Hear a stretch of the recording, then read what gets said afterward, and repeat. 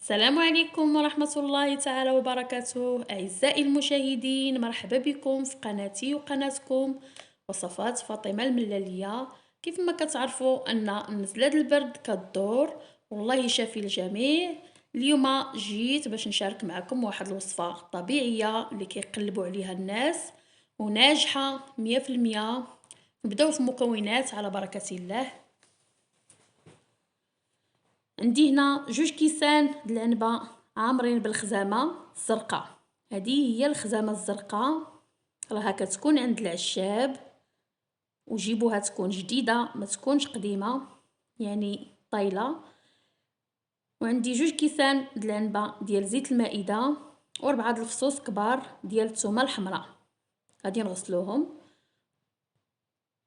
دابا غادي ندير 2 كيسان د الخزامه في الطاسه باش نغسلوها، لان كيف ما كتعرفوا كيكون فيها التراب والحجر، وغادي نغسلوها. غنخويو عليها الماء بارد ونغسلوها مزيان حتى يحيد منها داك التراب. وغنبقى ننزل الخزامه في الصفايه شويه بشويه.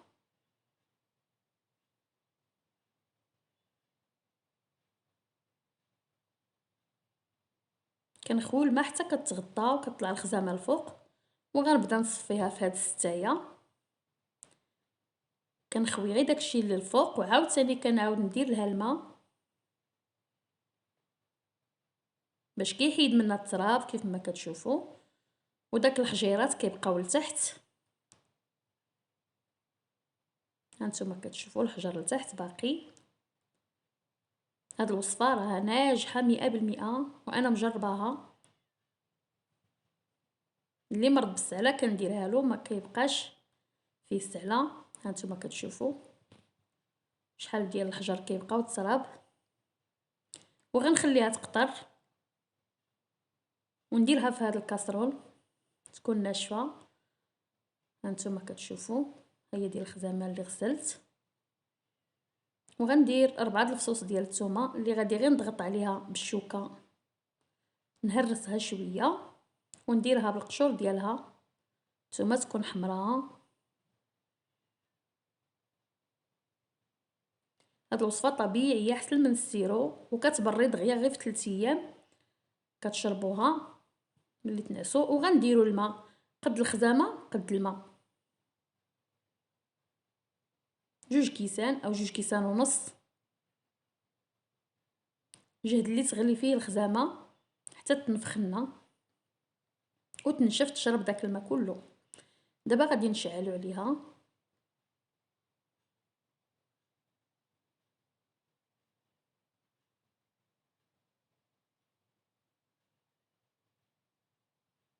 ونخليوها كتغلي على نار مهيله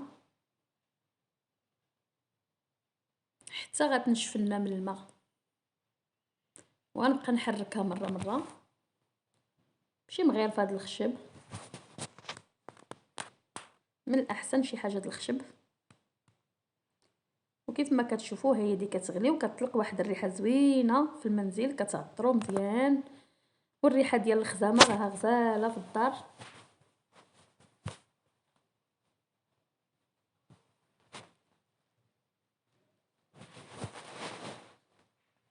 صافي غير مره مره كنحركوها وصافي، يعني ما تغفلوش عليها حتى تحرق حيت ما خصهاش تحرق. لا تحرقات ما كتبقى فيها حتى فائده. وهي دي بدات كتنشف معايا الخزامه كيف ما كتشوفوا. ما كتحيدوش منها كاع الماء، كتبقى تغلي حتى كتشرب داك الماء كله.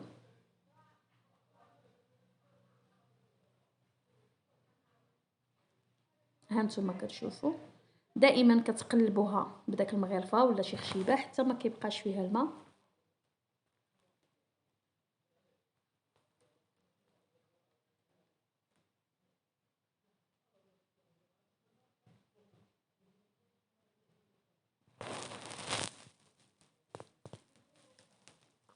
ما بقاش فيها الماء دابا صافي. وغنزيدو زيت المائده 2 كيسان 2 ونص اللي بغيتي، وانا غندير غير 2 كيسان ديال العنبه. وغنخليه حتى يبدا كيغلي كيف ما كتشوفوا ها هو بدا كيغلي الزيت، غير واحد 2 دقائق يغلي الزيت. شوفوا الفقاعات ديال الزيت كيغليو الفوق، صافي كتطفيو عليه.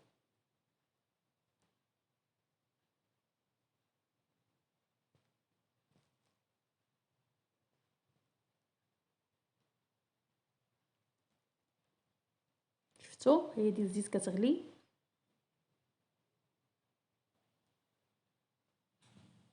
صافي غنخليوها كتغلي واحد 2 دقائق ونطفيو عليها.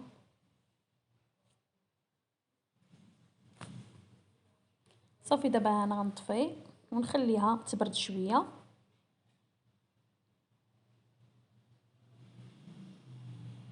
دابا انا جبتها باش نصفيها قدامكم.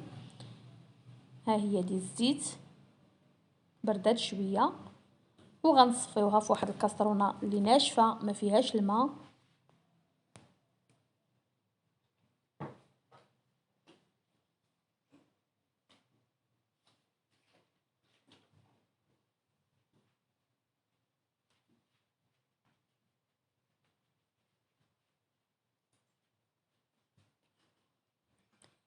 وكنضغطو هكا بواحد المعلقه ديال الخشب باش كيهبط داك الزيت كله اللي شارباه الخزامه.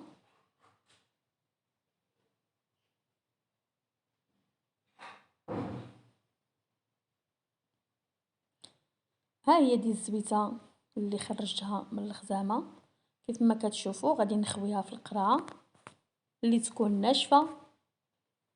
غنخوي غير الزيت من الفوق.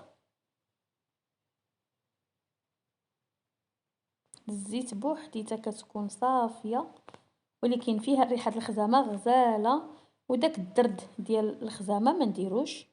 ممكن تخليوه حتى ينزل مزيان وتعاودوا تحيدوا الزبيته منه من الفوق بالمعلقه، تبقاو تهزوا الزبيته. وها هي ديال الزيت ديالي وجدات كنديروها في شي قريعه. شفتوا اللون ديالها كيفاش كيجي زوين، وحتى الريحه ديالو، يعني الريحه ديالو غزاله واخا تشربوه ما يجيش قهيم، زوين بزاف.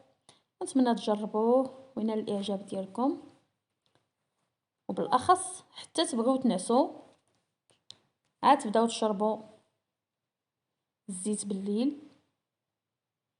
يعني تكبوا القياس ديال 4 كاس فاش تبغي تنعس حتى تغطى، وتشرب 4 كاس ديال الزيت وتنعس، ما تشرب لا ما لا والو. وبالشفاء ان شاء الله.